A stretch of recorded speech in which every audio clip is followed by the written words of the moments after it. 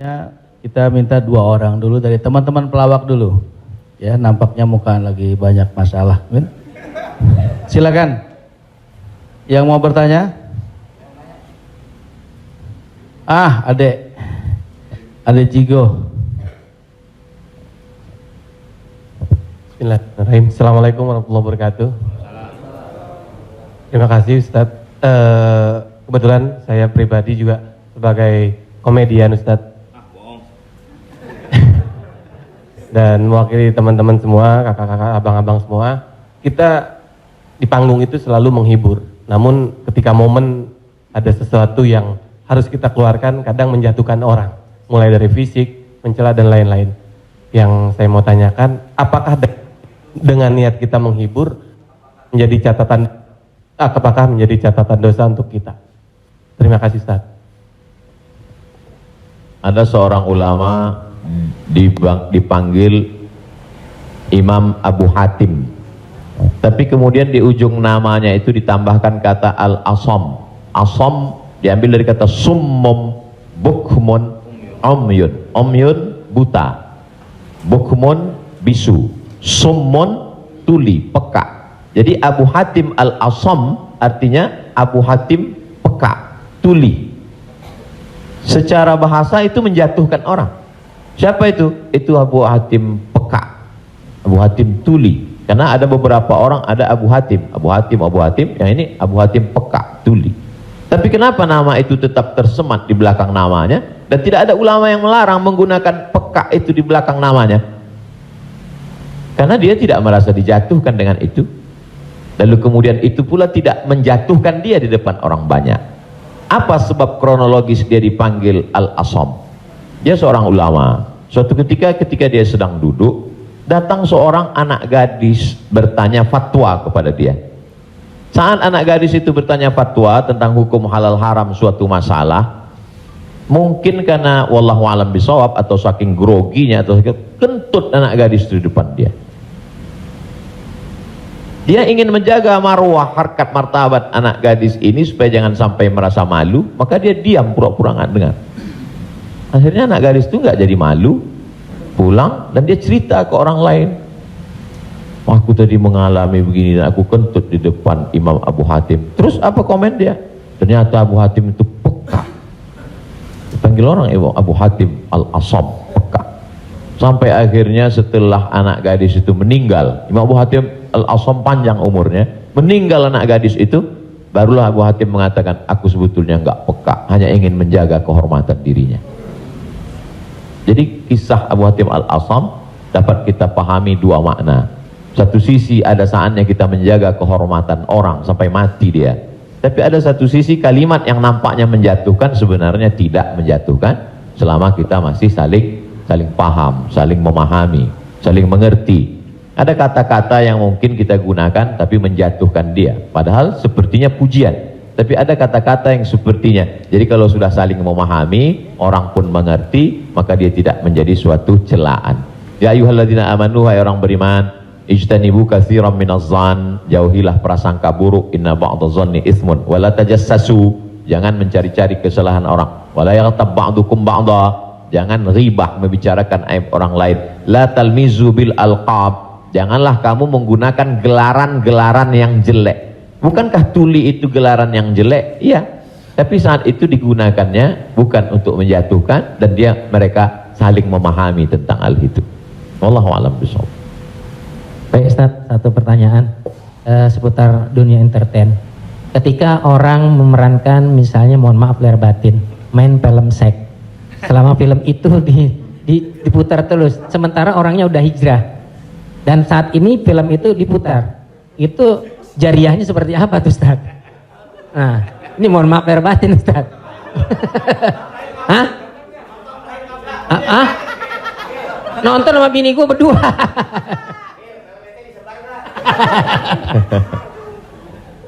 Man sanna fil islami sunnatan hasanatan, siapa yang membuat perbuatan yang baik, falahu ajruha, dia dapat pahalanya, wa ajru man amila biha, dan orang lain yang terinspirasi dengan itu. Jadi kalau paski membuat rumah tahfiz, lalu kemudian komunitas-komunitas yang lain terinspirasi dengan itu, maka dapat pahala min ghairi an yanqusa min ujurihim syai'un. Pahala mereka tidak berkurang, sama-sama dapat 100 mim ba'dih, setelah mati. Itu kalau yang baik. Bagaimana dengan yang tidak baik seperti yang tadi? Man sanna fil islami sunnatan sayyi'atan. Siapa yang membuat sesuatu yang tidak baik, falahu wizruha, dia dapat dosanya, wa wizru man amila biha, dan dosa orang lain yang melakukannya. Setiap ada terjadi pembunuhan di dunia ini, maka Kabil dapat royalti karena dia yang pertama kali melakukannya. Tapi Kabil tidak sempat taubat, tidak sempat hijrah. Jadi kalau ada yang sempat melakukan perbuatan jelek, dosa, saat dia taubat, dia buat konferensi pers. Saya sudah taubat, sudah mu'alaf kalau dia tidak Islam. Kalau dia sudah masuk Islam, saya sudah hijrah. Maka saya meminta kepada seluruh jamaah yang ada di dunia ini yang masih menyimpan gambar, foto, video saya, tolonglah kalian delete, dan saya minta ampun kepada Allah Subhanahu wa taala. Lebih daripada itu sudah di luar kuasa dia. La yukallifullahu nafsan illa wus'aha. Allah tidak membebani orang lebih daripada usahanya. Ada seorang hamba berpesan di zaman Nabi SAW, nanti kalau aku mati, maka bakarlah jasadku, lalu campakkan debunya ke laut. Kenapa? Karena aku takut bertemu dengan Allah Subhanahu wa taala atas segala dosa-dosaku. Disampaikan kepada Allah Subhanahu wa taala, kata Allah, aku ampuni hambaku itu karena masih ada rasa takut dalam hatinya. Makanya khotib naik ke atas mimbar, pesannya ittaqullah, takutlah kepada Allah. Kenapa kurban Habil diterima, kurban Kabil tidak diterima? La imbasatta ilayya yadaka litaqtulani, andai kau ambil batu besar untuk kau timpakan ke atas kepalaku, kata Habil, ma ana bibasiti yadiya ilaika liaqtulak, aku tidak akan membalas untuk membunuh wahai saudaraku. Kenapa? Inni akhafullah, aku takut kepada Allah Subhanahu wa taala. Saya yakin Mas, Abang yang berprofesi dalam dunia keartisan ini, apa yang membuat hijrah ini? Masih ada rasa takut di dalam hati. Rasa takut inilah yang kita pupuk bersama. Ada takut 5%, 5% kita jadikan menjadi sebuah komunitas, lalu kemudian kita jadikan sebuah amal nyata dalam kehidupan, disupport oleh Pak Prof dengan keluarga besar almarhumah, diberikan kesempatan untuk menuntut ilmu di Fakultas Hukum, di penyiaran Islam, maka dia menjadi gerakan yang luar biasa. Wallahu a'lam. Terima kasih. Selanjutnya ada adik Ginanjar Sukmana. Setelah itu Bang Atet Jakaria. Terima kasih Bang Tola, Tobek Lala. Ustadz, tadi Ustadz cerita bahwa Rasulullah juga bergurau, tapi gurauannya itu tidak pernah berdusta, dan itu yang tidak boleh, kata Rasulullah. Sementara teman-teman pelawak, sadar atau tidak sadar, lawakannya itu banyak berdustanya juga Ustaz. Cari-cari, mengada-ada kan, karena memang tujuannya untuk membuat orang tertawa. Tapi kalau saya kan, maaf, saya bukan pelawak, saya peragawan Ustaz. Jadi peragawan pakaian anak-anak.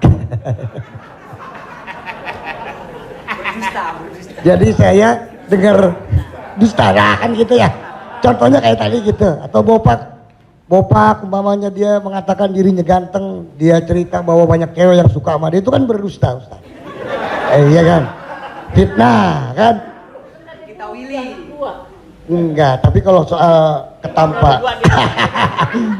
Jadi mohon dijelaskan kembali oleh Ustadz Abdul Somad batasan bagaimana di dalam melawak yang tidak boleh berdusta, sehingga kalau memang ternyata pelawak tidak boleh berdusta dalam melawakannya, mungkin saya sedang pikir-pikir dulu untuk melanjutkan profesi gini Ustaz.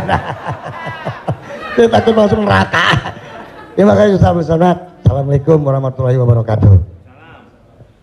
Ada saatnya kita berilustrasi, menceritakan suatu kisah. Jadi sebetulnya para penulis novel Islam pun dia sebenarnya kisah itu ada juga yang fiktif atau dicampur antara nyata. Bahkan Buya Hamka menulis kisah campuran antara tenggelamnya kapal Panderwick adalah campuran antara nyata dan fiksi. Apakah ketika orang bercerita tentang fiksi itu dia berdusta? Tidak.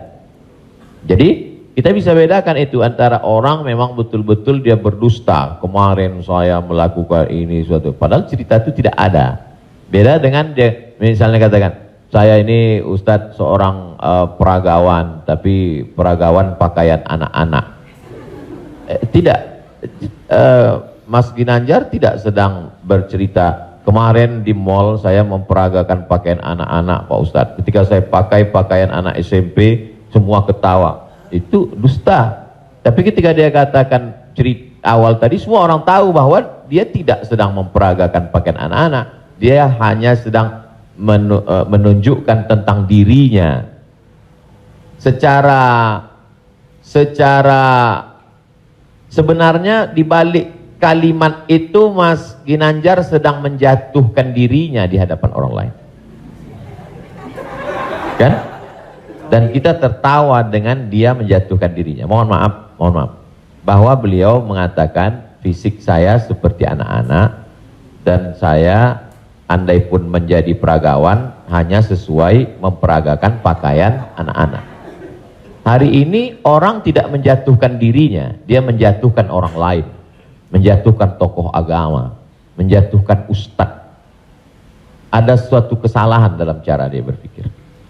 Bahwa beliau menjatuhkan dirinya, dia tidak usah. Karena dia sedang, tapi dia tidak sedang berbohong. Dia hanya sedang bercerita. Insya Allah penjelasan saya itu bisa dipahami. Yang tidak bisa itu adalah ketika orang seolah-olah dia bercerita, dia kemarin saya menjadi sebuah cerita seakan-akan orang mengatakan dia nyata. Padahal sebetulnya hanya bohong belaka supaya orang tertawa. Itu yang dilarang oleh Nabi Muhammad SAW. Wallahu a'lam. Baik, Assalamualaikum warahmatullahi wabarakatuh. Nama saya Ted Zakaria Ustadz. Saya pernah ketemu Ustadz di airport waktu itu mau berangkat umroh. Yang saya ingin mohon penjelasan dari Ustadz. Sekarang ini banyak pelawak-pelawak yang ikut ceramah juga. Pelawak sekarang ini dibutuhkan di mana-mana buat ikut ceramah. Padahal kalau kita lihat pelawak itu kemampuannya sangat minim, bahkan sudah menjual dengan harga yang mahal. Mohon penjelasannya Pak Ustadz, di mana bolehkah seorang pelawak itu melucu atau melawak di dalam satu ceramah? Nah, kita lihat yang namanya pelawak ini sekarang menjadi daya tarik sebelum ustadznya yang asli itu datang. Saya sendiri umpamanya berapa kali ngikut raja dangdut kemana, saya jadi bemper biasa di depan. Tapi saya mengingat bahwa ilmu saya belum sampai ke situ. Tapi saya memaksakan diri untuk menarik. Saya sadar bahwa ilmu saya belum seberapa untuk ke masyarakat yang penuh itu. Mohon penjelasannya Ustaz. Terima kasih. Assalamualaikum warahmatullahi wabarakatuh. Waalaikumsalam warahmatullahi wabarakatuh. Bedakan antara da'i dengan alim fatwa. Da'i dia mengajak orang ke jalan Allah. Sedangkan alim yang mengeluarkan fatwa, dia adalah orang yang berijtihad. Apakah dia berijtihad sendiri mengambil dari Quran, sunnah, ijma', qiyas, syar'u man qablana, saddu zara'i, qaulus sahabi, istihsan, istishab, urf, atau dia membaca fatwa ulama lalu dia sampaikan dengan kemampuan dia baca kitab kuning. Jadi jangan kita pukul rata. Jadi jangan nanti ketika ada di antara sahabat-sahabat dari Paski mengajak orang sholat, ngajak puasa sunat, lalu kemudian di antara kita, ngapain ente ngajak-ngajak saya sholat? Ente kan bukan ustadz. Padahal mengajak orang berbuat baik adalah kewajiban kita semua. Nahnu du'an qabla kulli syai'. Sebelum jadi apapun, tugas utama kita adalah mengajak orang berbuat baik. Kuntum khaira ummah, kalian umat yang terbaik. Kapan kita menjadi umat yang terbaik? 3. Ta'muruna bil ma'ruf, ajak orang buat baik. Wa tanhauna 'anil munkar, larang orang buat mungkar. Wa tu'minuna billah, beriman kepada Allah. Jadi kalau hanya sekedar ngajak orang sedekah, ngajak donasi berbuat buat rumah tahfiz, ngajak ngumpulin beras untuk santunan yatim fakir miskin, maka pelawak boleh, penyanyi boleh, polisi boleh, siapapun, karena itu tugas sebagai seorang muslim, amar ma'ruf nahi mungkar. Yang tidak benar itu adalah ketika dia sudah dianggap sebagai ustadz dan ditanyakan suatu masalah dan dia terdesak, akhirnya dia bicara padahal dia tidak mengerti. La taqfu ma laisa laka bihi ilmun. Jangan kamu bicara pada sesuatu yang kamu tidak tahu. Inna sam'a, telinga, wal basar, mata, wal fuad, hati dan pikiran, kullu ulaika kana anhu mas'ula, kau akan disoal, kau akan ditanya, diminta pertanggungjawaban di hadapan Allah Subhanahu wa taala. Jadi kalau abang, mas diajak dalam acara dakwah sebagai pengantar supaya masyarakat mau mendengar, supaya ramai, hadirilah tablik akbar Ustadz Fulan bersama grup Paski untuk sebagai pengantar 5-10 menit, silakan. Tapi setelah itu nanti Ustadz bicara, pas tanya jawabnya serahkan ke Ustadz. Nah, jadi selama tetap kita menjaga. Jadi kalau diibaratkan rumah makan di airport, ini penyanyi, artis, Ustadz itu sama seperti yang memanggil penumpang supaya mau masuk ke rumah makan. Bapak Ibu Saudara sekalian yang mau perjalanan, silakan mampir ke tempat kami, silakan mampir ke rumah makan kami. Nah, ini yang ngajak. Nanti setelah orang mampir masuk ke dalam, baru dia ketemu spesialisnya. Yang mau makan soto di sana, yang mau soto Medan di sana, yang mau soto Betawi di sana, yang mau bakso di sana. Begitu lebih kurang. Karena masyarakat kita belum sampai pada level ngaji. Masyarakat kita ini 3 level. Pertama, level 1 yang memang sudah ngaji sama para habaib, baca kitab kuning serius, khatam dari A sampai Z. Ini memang nggak perlu pakai pemanggil tadi. Yang kedua adalah level yang masih mau ke masjid, tapi juga tergantung SMS kemana ngajak. Ngaji oke, kesini pun oke. Ini yang level 2. Yang level 3, ngelihat masjid pun masih takut. Makanya saya kalau tablik akbar pengajian ke daerah, itu saya bagi 3. Ada pengajian yang saya memang nggak mau di masjid, saya pengajiannya maunya di lapangan sepak bola, di stadion, supaya sampai ke grassroots. Ada level 3 yang belum mau ke masjid. Saya terus terang Ustadz, ke masjid ini trauma, beberapa teman saya ke masjid ninggal. Nah, jadi yang level ini masih mau, masih bercampur. Jadi kalau ada orang yang ngejek, apa itu, dakwah apa itu, pengajian apa itu, kenapa melibatkan artis? Ini salah satu cara. Jadi Wali Songo dulu tidak bisa Wali Songo datang ujuk-ujuk langsung baca kitab kuning, nggak bisa. Makanya mereka buat solawatan. Dia tahu tradisi orang Jawa pukul gending, pakai wayang, maka dia buat cara wayang.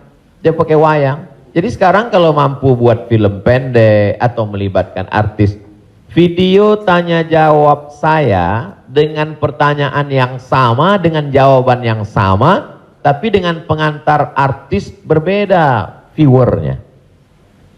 Yang ngasih tahu penonton. Ustadz coba Ustadz lihat ini. Ini dengan musyawarah sekian penontonnya. Tapi ketika Ustadz di masjid dengan jamaah sekian penontonnya. Artinya apa? Dakwah bisa sampai melalui lisan sahabat-sahabat kawan-kawan. Jadi pakai kesempatan ini untuk mengajak orang lebih banyak ke jalan Allah Subhanahu wa taala. Wallahu a'lam. Barakallah.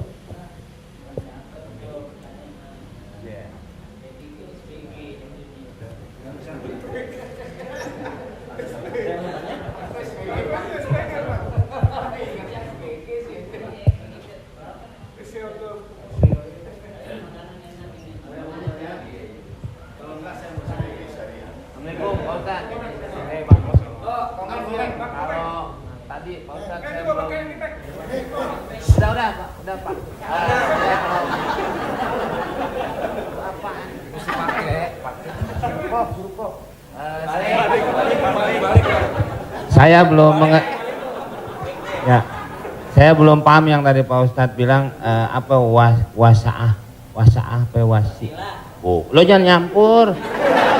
Agama lo beda lo. Wasaah sambil bercanda apa tadi gitu. Pak Ustadz lupa ya, nanti saya jelasin lagi.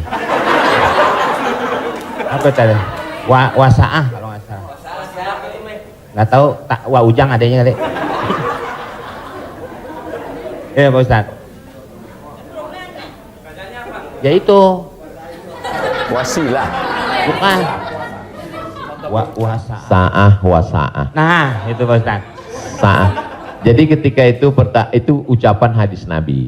Ada seorang sahabat, dia datang menemui Nabi. Kenapa ketika kami duduk bersamamu ya Rasulullah di dalam Masjid Nabawi, di majelis ilmu, kami merasa dekat dengan Allah. Kami merasa takut kepada Allah. Tapi ketika kami pulang ke rumah, ketemu dengan anak istri bersenda gurau, kok rasanya beda. Lalu apa kata Nabi? Sa'ah wa sa'ah. Hidup ini ada masanya serius, ada masanya bercanda, ada masanya begini. Lau kuntum kama kuntum la safahatkumul malaikah. Seandainya kamu seperti itu terus, seperti saat berada denganku di hadapanku di masjid, tidak berubah-berubah, turun malaikat bersalaman dengan kamu, kata Nabi SAW. Jadi sahabat itu pun mengalami seperti yang kita alami dan kekhawatiran seperti kekhawatiran kita.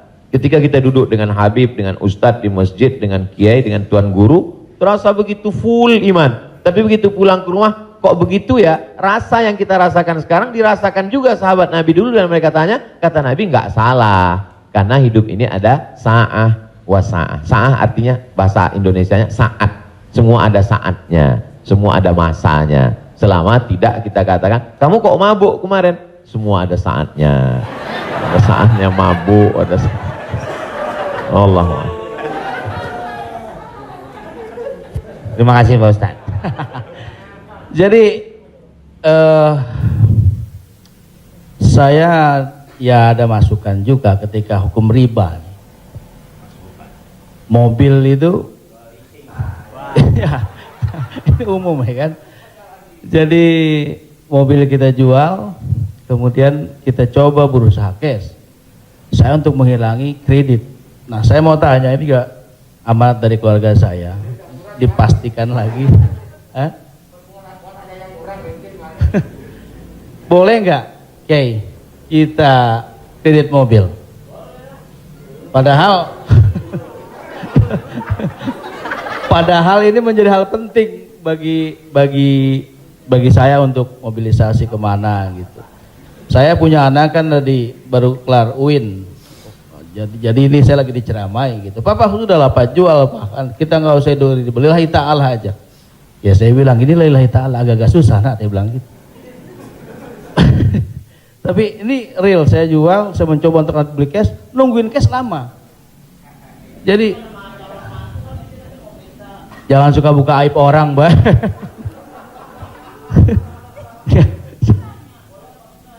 Ya, udah tadi ini dulu belum kelar. Jadi boleh nggak saya riba, oke? Sorry, boleh nggak kredit mobil itu?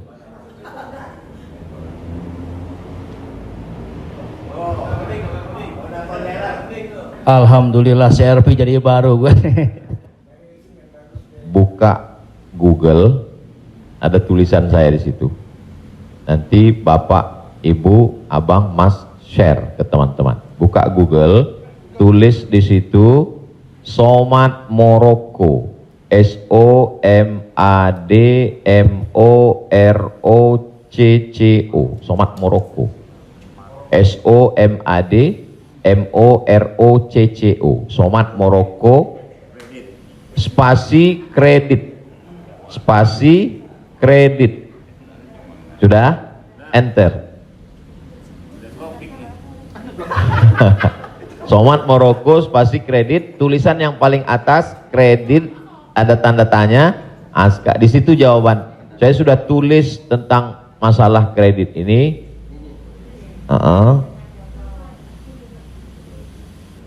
Di situ.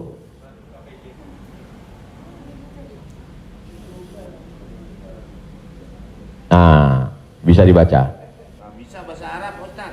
Ada terjemah Mas Komeng, terjemah di bawah, terjemah di bawahnya, terjemah di bawah.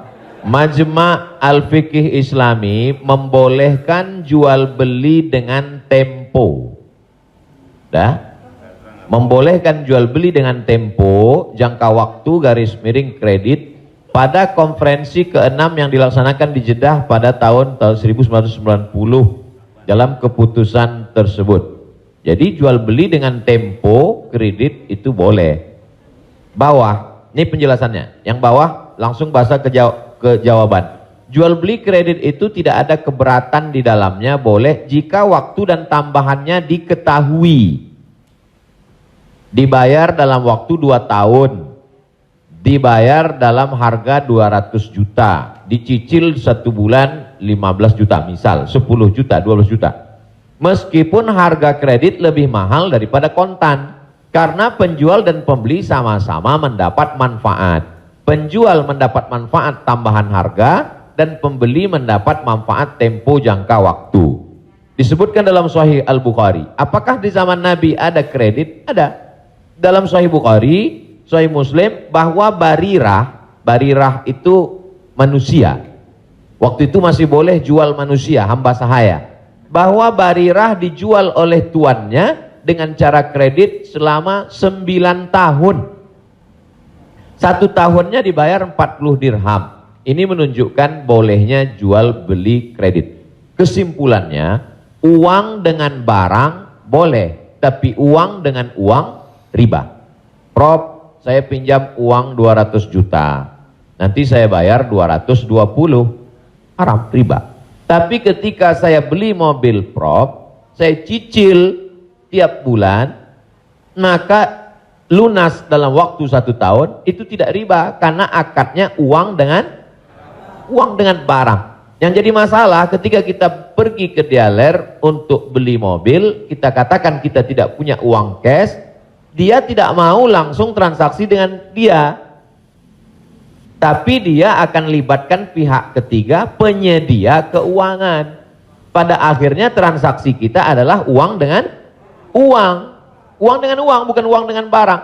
Lalu apa solusinya? Pergi ke bank syariah. Kenapa di bank syariah uang dengan barang? Assalamualaikum, waalaikumsalam. Bank syariah, saya mau beli mobil. Terus mau pinjam uang. Kata bank syariah, kami tidak melayani peminjaman uang dengan uang, karena uang dengan uang berbunga haram. Bapak sebetulnya mau beli apa? Mau beli mobil. Kata orang bank syariah, mobilnya kami beli. Bank syariah membeli mobil. Setelah itu bank syariah menjual mobil itu ke kita, maka akadnya kredit sama seperti Barirah dibeli pada zaman Nabi, kredit 9 tahun. Jadi akadnya adalah uang dengan barang. Begitu. Allahu a'lam. Ya alhamdulillah. Beli lagi, saya lebih kembali lagi pakai syariah. Selanjutnya siapa yang mau bertanya? Silakan umum sekarang. Bang Dery mau nanya? Oh, yang ibu-ibu aja, ibu-ibu. Pak.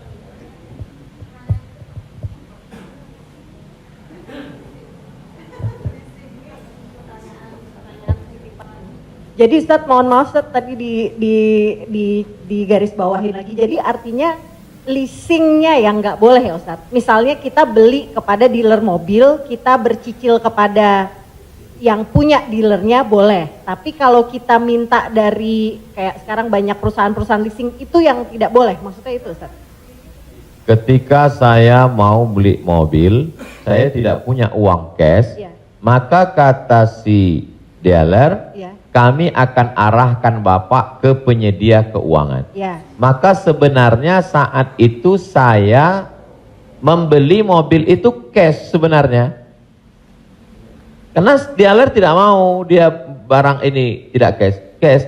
Jadi kemudian yang saya cicil setiap bulan itu adalah bukan mobilnya tapi uangnya. Maka saya terjebak pada rentenir, riba, bahasa kerennya leasing segala macam. Inilah yang menyebabkan haramnya, karena transaksinya adalah uang dengan uang. Lalu solusinya mana Ustadz? Bank syariah. Karena di bank syariah itu disitulah letak. Jadi orang yang tidak mengerti dia katakan sama aja bank syariah dengan konvensional, bedanya pegawainya pakai jilbab, masuknya assalamualaikum. Enggak. Perbedaan dalam jual beli dalam Islam itu adalah pada akadnya. Maka bank syariah membeli mobil itu milik bank syariah, maka saya membeli mobil itu secara cicil, akadnya adalah uang dengan barang. Wallahu a'lam. Satu lagi Ustaz, kalau beli emas secara online itu gimana Ustaz? Sebagian ulama mengatakan membeli emas secara online tidak langsung dan dicicil riba. Mengapa mereka mengatakan riba? Karena transaksi itu uang dengan uang. Oh, ini enggak uang dengan uang Ustadz. Ini Ustadz uang rupiah. Lalu kemudian yang jual ini kan emas. Di zaman Nabi enggak ada uang kertas. Di zaman Nabi hanya ada dua uang. Yang pertama dinar, uang emas. Yang kedua dirham, uang perak. Maka ketika saya beli emas tidak cash, maka sesungguhnya akadnya adalah uang dengan uang rupiah dengan uang emas. Itulah orang yang mengatakan gak boleh beli emas kalau gak cash, karena transaksinya uang dengan uang. Tapi pendapat kedua mengatakan boleh beli emas kredit tidak cash. Kenapa? Karena zaman sekarang emas sebagai komoditi, emas sebagai barang, emas bukan sebagai uang. Dan fatwa Majelis Ulama, fatwa Ormas Islam kontemporer mengatakan boleh beli emas tidak cash karena emas zaman sekarang bukan uang. Emas sekarang adalah barang. Jadi sama dengan kalau saya beli mobil boleh kredit, maka beli gelang juga boleh karena bukan uang dengan uang. Di situ letak sebab boleh tidak bolehnya. Wallahu a'lam.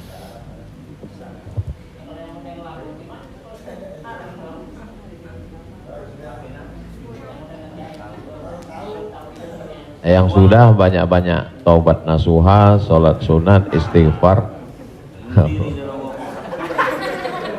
Kalau sedang dalam proses bisa dibom, ada aset yang bisa dijual untuk ngebom supaya selesai, jual lah. Tapi kalau ini aset pokok tidak boleh jual rumah karena rumah pokok, sama seperti makan. Ini kalau saya jual aset ini saya bom meledak semua Ustadz. Ini Hiroshima Nagasaki hancur semua. Maka nggak boleh.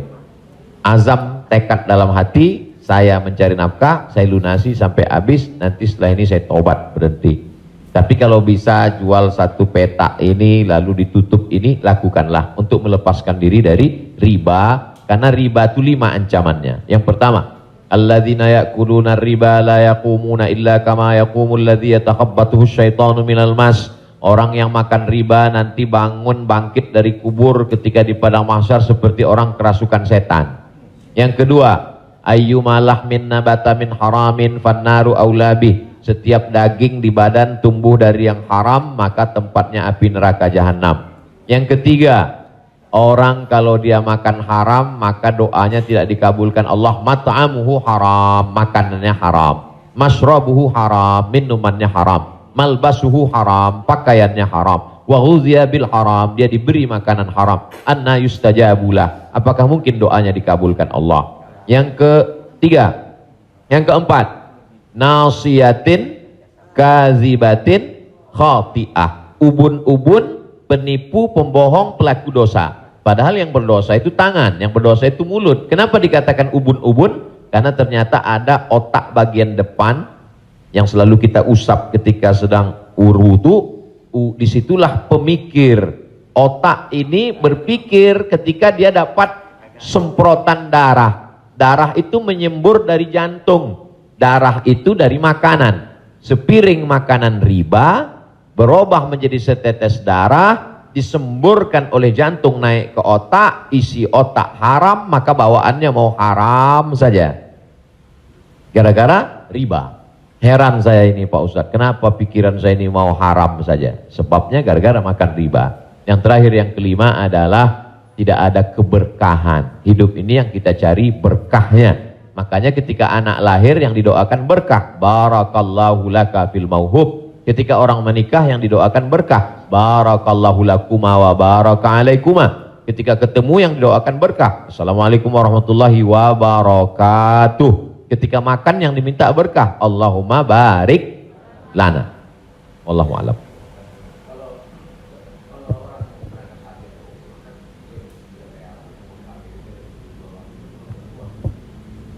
Transaksi uang dengan uang boleh dengan syarat yadan biadin, langsung cash.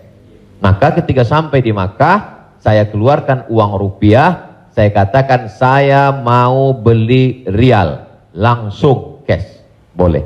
Begitu juga membeli dolar. Saya sampai ke Maroko, saya beli dirham. Maka pemerintah Saudi Arabia tidak akan bisa mengizinkan buka money changer,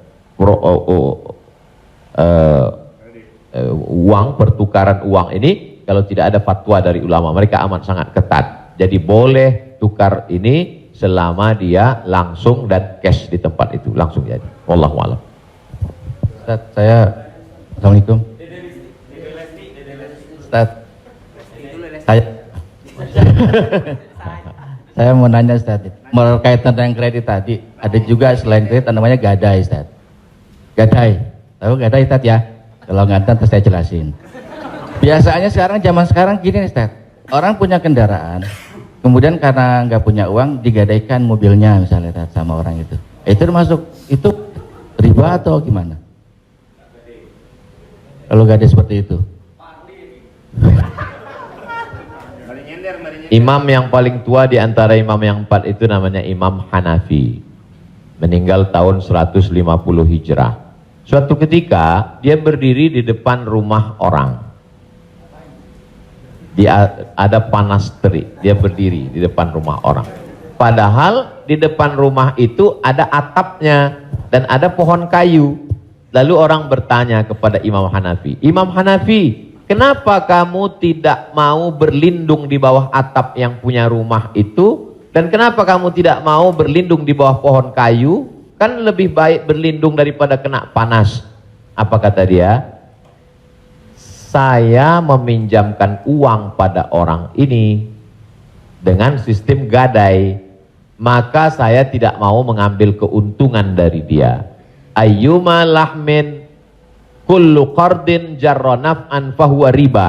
Setiap gadai pinjaman kalau kita ambil manfaat maka itu berarti riba. Tidak mau bernaung di bawah atap rumahnya karena itu dianggap sebagai manfaat. Jadi manfaat tidak hanya sebagai uang tapi juga manfaat sampai sekecil itu dia menjaga dirinya. Jadi gadai dalam Islam hukumnya boleh, tapi jangan ambil manfaat dari gadai. Yang terjadi sekarang adalah orang mengambil manfaat dari gadai. Saya punya uang, lalu kemudian ada orang mau pinjam uang. Saya tidak percaya dengan dia. Ustadz pinjam uang 100 juta, saya nggak percaya. Kalau Ustadz nggak percaya, ini sawah saya 1 hektar. Ketika dia kasih sawahnya ke saya, maka sawah itu cukup sebagai jaminan. Tapi yang dilakukan orang sekarang adalah sawah itu dia tanam padi, dia ambil hasilnya. Hasilnya itu riba. Maka sekarang orang kaya makin kaya, yang miskin makin miskin. Bagaimana dia mau bisa menebus uangnya? Orang sawah dia dipakai terus dan uangnya diambil. Maka yang punya uang makin kaya, yang minjam makin miskin. Padahal dalam Islam mestinya cukup suratnya saja dipegang. Kamu kalau mau garap sawah ini garaplah, nanti bayar hutangmu. Itu akhlak dalam Islam. Akhlak itu yang dihilangkan oleh riba. Riba ini sangat kejam. Allahu a'lam.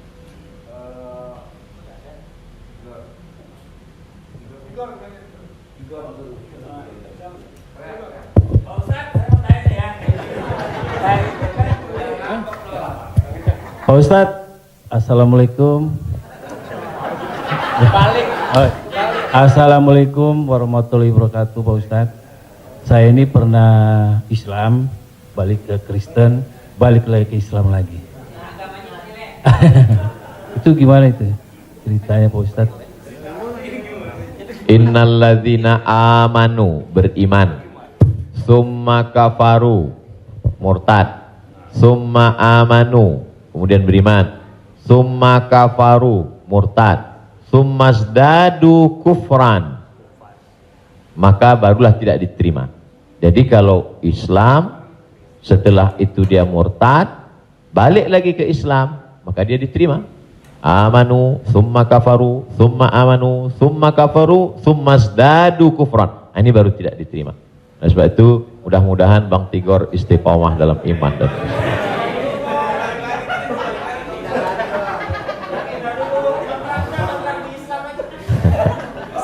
Agama lu kayak angkos bolak-balik.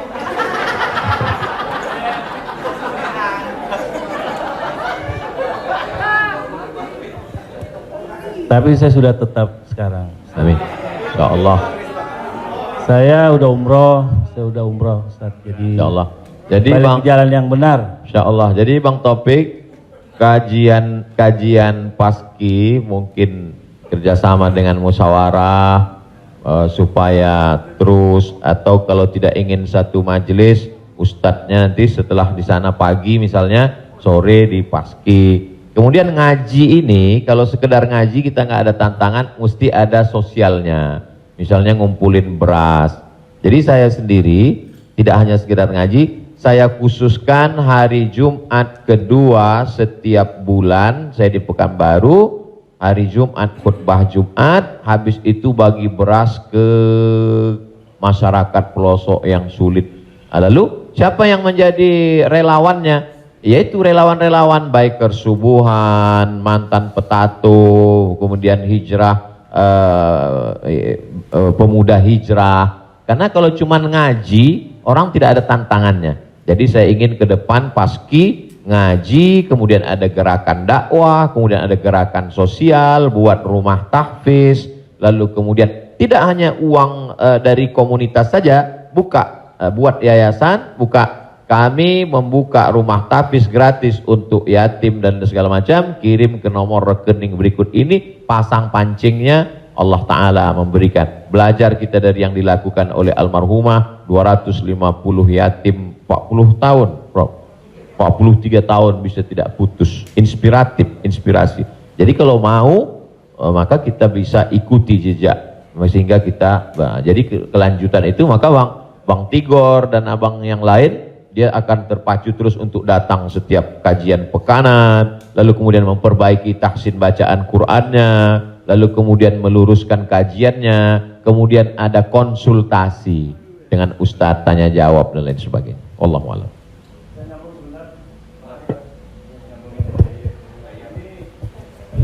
Ada warisan.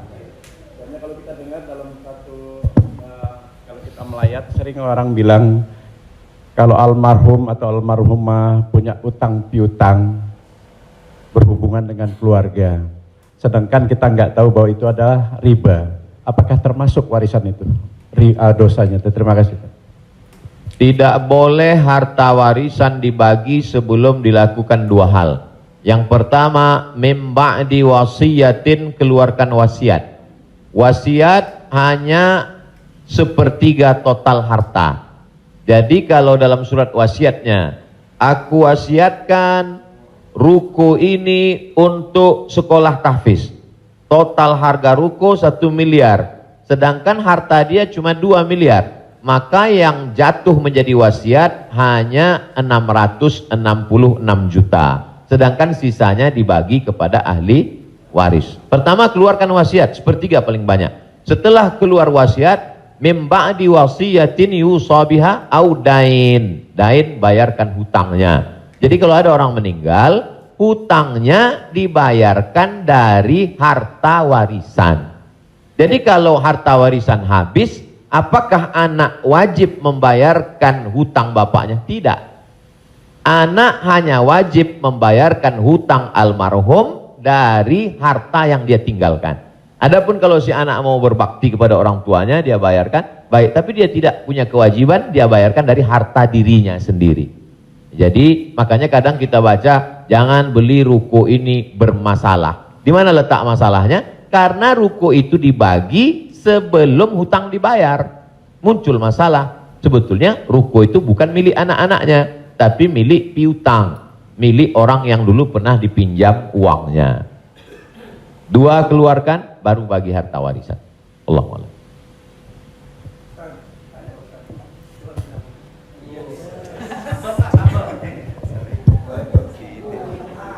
Terima kasih Pak Ustadz. Saya mau tanya tentang peminjaman uang. Saya misalnya meminjamkan uang kepada seseorang, tapi dia nggak mau ganti. Nah terus kita nggak mau nagih karena takut menjadi sebuah permusuhan. Kan ada peribahasa memberikan pinjaman hutang itu sama juga menanamkan musuh. Nah bagaimana hukumnya? Apakah ini harus ditagih sama kita ataukah dibiarkan? Terima kasih Pak Ustaz. Assalamualaikum warahmatullahi wabarakatuh. Waalaikumsalam. Ayat yang paling panjang dalam Al-Quran, 1 halaman penuh, Al-Baqarah 282. Bukan tentang haji, bukan tentang puasa, tapi tentang perjanjian hutang piutang. Ya ayyuhalladzina amanu, wahai orang beriman, idza tadayantum bidainin, kalau kamu menjalin transaksi hutang piutang ila ajalim musamma, sampai batas waktu limit tertentu, faktubuh, tulislah. Wal yaktub bainakum katibun bil adli, hendaklah ada seorang penulis yang menulis dengan adil. Wastashhidu syahidaini mir rijalikum, ada 2 orang saksi. Antadil, kalau tidak ada 2 orang laki-laki, wa maraat, 1 orang perempuan, wa maraatani, 2 orang perempuan. Antadilla ihdahuma fatudzakkira ihdahumal ukhra. Sedetil itu dalam Al-Quran. Jadi kalau saya menagih hutang, sesungguhnya bukan saya sedang mencari musuh, tapi menyelamatkan dia supaya dia dan anak cucunya jangan sampai makan haram. Kalau dia tidak sanggup, ayat yang kedua, fanaziratun ila maisarah, kasih sampai batas waktu dia lapang. Kamu bisa bayar kapan? Insya Allah 1 Mei Pak Ustadz. Tahun berapa? Tahun 2022. Oke, insya Allah Mei 2022 lapang. Tidak juga dia sanggup membayar, lebih banyak minyak kita nagih daripada uang yang mau ditagih. Masuk ayat ketiga. Wa antasaddaqu khairul lakum, kamu sedekahkan lebih baik. Aku sudah capek, asam uratku naik, asam lambungku kumat, kau ambil aja lah ini. Wa antasaddaqu khairul lakum, kau sedekahkan lebih baik. Yang menghafal ayat ini yang memberi pinjaman, bukan yang minjam. Sekarang yang menghafal ayat ini yang minjam. Ketika kita tagih, kapan kau bayar? Dibilangnya, wa antasaddaqu khairul lakum, kalau kau sedekahkan lebih baik. Allahu akbar.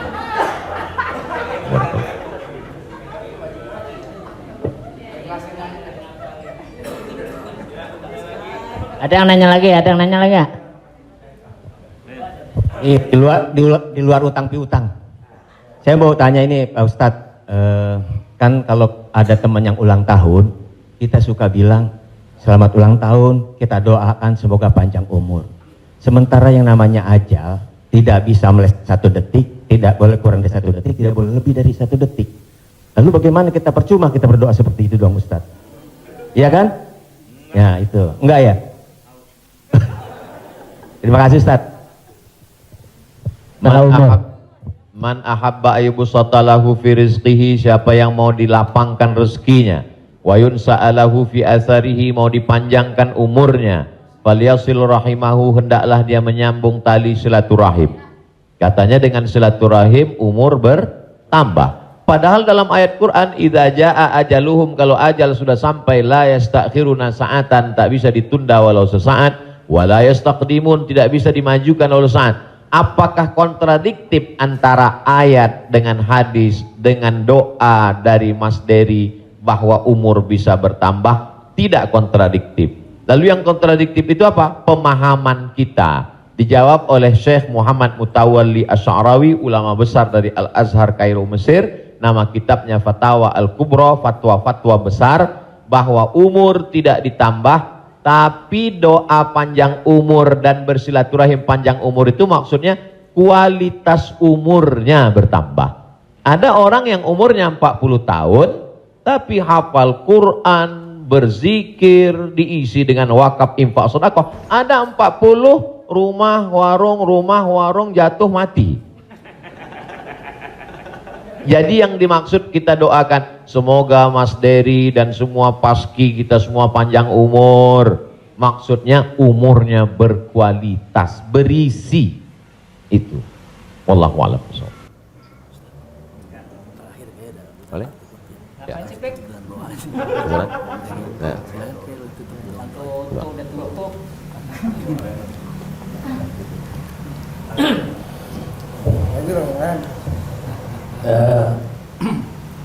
Bapak Ibu yang berbahagia, karena pakai agak capek besok mau ke Riau, mau pulang kampung. Jadi kita ikut. Biayanya nggak ada ragu. Jadi, iya, alhamdulillah sudah dicukupkan untuk pertanyaan. Nanti kalau yang mau bertanya, tulis aja surat, langsung kirim ke Bopak. Biar Bopak yang kirim ke Ustaz Somad. Baik, Bapak Ibu yang berbahagia, alhamdulillah kita sudah mendapat pencerahan. Mudah-mudahan ini menjadi langkah awal kita untuk mendekati agama kita dengan bijak tentunya. Semoga Allah memberikan kecerdasan kepada kita. Di sisa umur kita ini, mudah-mudahan menjadi orang yang bermanfaat buat diri dan agama secara bangsa. Amin. Pak Kiai, kita mohon untuk memberi doa untuk acara ini. Terima kasih. Astaghfirullahaladzim, astaghfirullahaladzim, astaghfirullahaladzim, alladzi la ilaha illa huwal hayyul qayyum wa atubu ilaih. A'udzu billahi minasyaitonir rajim. Bismillahirrahmanirrahim. Alhamdulillahirabbil alamin, arrahmanir rahim, maliki yaumiddin. Iyyaka na'budu wa iyyaka nasta'in. Ihdinas siratal mustaqim, siratal ladzina an'amta 'alaihim ghairil maghdubi 'alaihim waladdallin. Amin. Allahumma shalli ala sayidina Muhammad wa ala ali sayidina Muhammad. Allahumma 'allimna ma yanfa'una, ajarkan pada kami ilmu yang bermanfaat ya Allah. Wanfa'na bima 'allamtana, yang sudah kami pelajari malam ini jadikan dia menjadi amal saleh ya Allah. Allahumma faqihna fid din, dalamkan ilmu agama kami. Wa 'allimna ta'wil, ajarkan kami pemahaman Al-Qur'an yang benar. Ya muqallibal qulub, engkau yang membolak-balikkan hati, sabbit qulubana, kokohkan hati kami ala dinik, dalam agamamu, ala ta'atik, dalam ketaatan kepadamu. Allahumma a'inna, tolong kami, ala zikrika, supaya hati kami senantiasa berzikir mengingatmu, wa syukrika, selalu bersyukur kepadamu, wa husni ibadatik, selalu beribadah dengan ibadah yang terbaik. La tada'lana zamban illa ghafartah, wa la aiban illa satarta. Aib cacat kami banyak, tutupi dari hadapan manusia, dan tutupi pula ketika kami menghadapmu nanti ya Allah. Wala maridhan illa syafaitah, ada saudara kami yang sakit, angkat penyakitnya, sehatkan ya Allah. Wala mayitan illa rahimta, yang sudah meninggal dunia mendahului kami, lapangkan kuburnya ya Allah. Wala hajatan min hawaijid dunya wal akhirati laka ridha wa lana fiha salah, segala hajat dunia, hajat akhirat baik bagi kami dan engkau ridha, illa qadaitaha wa yassartaha, mudahkanlah ya Allah. Rabbana hablana minas salihin, jadikan anak kami anak-anak yang soleh dan solehah, min huffazil Quran wal hafizat, bukakan pintu hati mereka untuk menjadi penghafal Al-Quran. Minal mujahidina fi sabilika bi amwalihim wa anfusihim, mereka akan menolong agamamu dengan harta, nyawa dan kekuasaan yang kau titipkan di tangan mereka. Allahumma khtim lana bi husnil khatimah, tutup umur kami dengan husnul khatimah. Allahumma ja'al akhira kalamina inda intihai ajalina, ketika ajal kami sampai, saat malaikat maut mencabut nyawa kami ingin kalimat terakhir yang keluar dari mulut kami, la ilaha illallah Muhammadur Rasulullah sallallahu alaihi wasallam. Allahumma ja'alna minal mutahabbina bijalalik, sebagaimana hari ini kami berkumpul berkasih sayang karena engkau, maka kumpulkanlah kami di surga bersama Nabi Muhammad sallallahu alaihi wasallam. Sahibul bait yang sudah menyediakan rumahnya, makanannya, segala kebaikan, tak sanggup kami membalasnya. Ajzihim jaza'al hasana, berikanlah mereka balasan yang baik ya Allah. Allahumma jama'na ma'ahum ma'al habibil mustafa fi jannatikal ula, satukan kami dalam surga jannatul firdaus bersama Nabi Muhammad sallallahu alaihi wasallam. Rabbana atina fid dunya hasanah wa fil akhirati hasanah wa qina adzabannar. Wa sallallahu ala sayyidina Muhammad wa ala alihi wa sahbihi wasallam, walhamdulillahi rabbil alamin. Taqabbalallahu minna minkum taqabbal ya karim. Saya ucapkan banyak terima kasih kepada keluarga besar almarhumah Profesor Dr. Hajah Tuti Alawiyah, tak dapat saya sebut satu persatu. Saya ucapkan banyak terima kasih kepada Paski. Malam ini amat sangat berbahagia, senang bisa saya bertemu dengan orang-orang yang selama ini saya senangi hiburannya, candanya, gurauannya. Mudah-mudahan Allah panjangkan umur mereka insyaallah. Jazakumullah khairal jaza. Wassalamualaikum warahmatullahi wabarakatuh. Waalaikumsalam warahmatullahi wabarakatuh.